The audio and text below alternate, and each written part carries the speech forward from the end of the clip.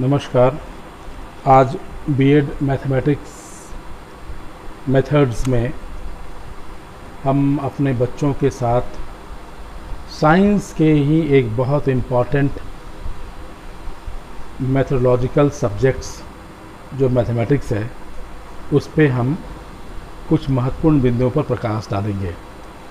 ये उन विद्यार्थियों के लिए ज़्यादा एप्लीकेबल है जिनके ऑनर्स मैथमेटिक्स के हैं या सब्सिडियरी में अगर उनके पेपर्स मैथमेटिक्स उन्होंने ले रखा है तो उनको मैथमेटिक्स मेथड्स में प्रैक्टिस इन टीचिंग में क्या करना है, लेसन प्लान कैसे बनाना है, उसमें हम इसको बिंदुवार आपके साथ हम डिस्कस करेंगे। तो आखिर वो मैथमेटिक्स होता क्या है?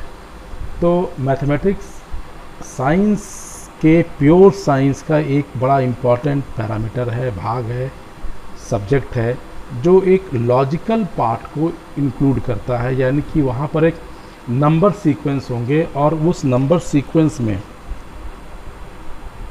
क्वालिटी एंड क्वांटिटी मेजरमेंट्स की बात होगी। एक रिलेशन डेवलप करेगा और उस रिलेशन से हम कुछ इन्फेरेंस मतलब कुछ बातें हम ड्रॉ करेंगे, कुछ परिकल्पनाएं हम बनाएंगे, कुछ कल्पनाओं का हम निर्माण करेंगे और उसी निर्माण के क्रम में हम मैथमेटिक्स के माध्यम से एक इंटेलेक्चुअल प्रॉपर्टी डेवलप करेंगे।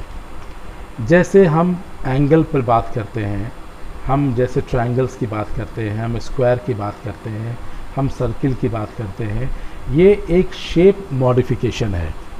इस शेप मॉडिफिकेशंस में हम जब बच्चे को क्लास 6, 7, 8, 9, 10 के बच्चे को जब हम मैथमेटिक्स के मेथड्स में मूव करेंगे तो उसमें हम प्रॉब्लम सॉल्विंग अप्रोच पर बात करते हैं। इसका मतलब है कि वो मैथमेटिक्स जो है वो एक बेसिक सेट थ्योरी को फॉलो करता है और दूसरा एक अप्लाइड सेट थ्योरी को फॉलो करता है। अब देखिए, बेसिक जो सेट थ्योरीज़ हैं उसमें थ्योरीज़ होंगे, उसमें लॉ होगा, उसके अंदर थ्योरम्स होंगे, उसमें डिफाइन सेट होगा जैसे a प्लस बी का whole square, a square plus b square plus 2ab। और हम जब इन पैरामीटर्स को, इस लॉ को किसी फार्मूलाज के रूप में हम किसी प्रॉब्लम के सॉल्यूशंस में जब हम अटैच करेंगे तो हम वहाँ पे नंबर पुट करते हैं। इसलिए मैथमेटिक्स मेथड के विद्यार्थी को यह ध्यान रखना है कि मैथमेटिक्स एक पजलिंग नेचर है, वो आपको एक लॉजिकल डिज़ाइन बनाने पर अप्रोच देता है और इसी से आप प्रॉब्लम को सॉल्व करते हैं। अच्छा, आपने मैथमेटिक्स में पढ़ा है let a is equal to b, c is equal to d, तो वहाँ हम मान के चलते हैं। तो मैथमेटिक्स में बेसिक मैथमेटिक्स जो है वो बिल्कुल अप्लाइड एरिया में जाएगा। जैसे आजकल रिसर्च में भी स्टैटिस्टिकल पैरामीटर्स है, कुछ डेटास दिए जाएंगे, उनसे ग्राफ आप बनाएंगे और ग्राफ बनाने के बाद आप उससे कुछ इन्फ्रेंस ड्रॉ करेंगे।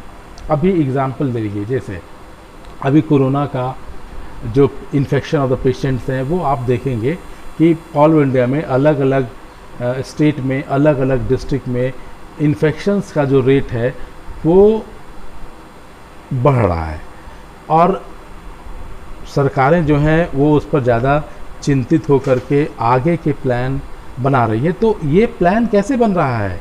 जो अभी कर्फ्यू की बात हो रही है, कहीं पर लॉकडाउन की बात हो रही है, वो असेसमेंट, वो ग्राफ बताता है कि ठीक है, अगर 15 मार्च से लेकर के 15 अप्रैल के बीच में एक महीने में इन्फेक्शन का परसेंटेज 12% बढ़ा है तो 15 अप्रैल से 15 मई के बीच में वो इसका प्रोपोर्शन रेशियो ये होगा। तो ये जो स्टैटिस्टिकल मेजरमेंट्स है, ऐसे ही एनालाइज करते हुए आपको अपने बच्चों के साथ मैथमेटिकल इनपुट पर काम करना है। अब आप देखेंगे कि मैथमेटिक्स में अलजेब्रा भी आपको मिलेगा, अलजेब्रा के साथ भी काम करना है, आपको ज्योमेट्री में काम करना है, आपको ट्रिगोनोमेट्रीज में काम करना है। आप ये देखेंगे कि उसके जो अप्लाइड्स पैरामीटर्स हैं उस पर काम करना पड़ेगा। तो मैथमेटिक्स के सिस्टम में आपको बिल्कुल ही पिक्चोरियल यानी कि पिक्चर के फॉर्म से वर्कआउट प्लान करना है, और बिल्कुल वो कैलकुलेटिव पार्ट ऑफ इंटीग्रेशन होगा, वो कैलकुलेशन में आएगा।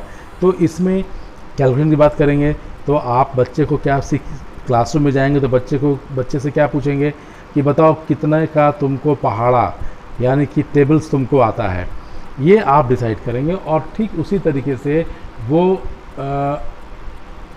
मल्टीप्लिकेशन, एडिशन, सब्सट्रैक्शंस के बाद आप उसको ऑप्टिमम लेवल पे ले जाएंगे। तो टीचिंग ऑफ मैथमेटिक्स मेथड्स का बेसिक की यही है कि उसको लॉजिकल बनाना, उसको फैक्चुअल बनाना, उसको ऑप्टिमम लेवल पर लाना और एनालाइज करना। धन्यवाद।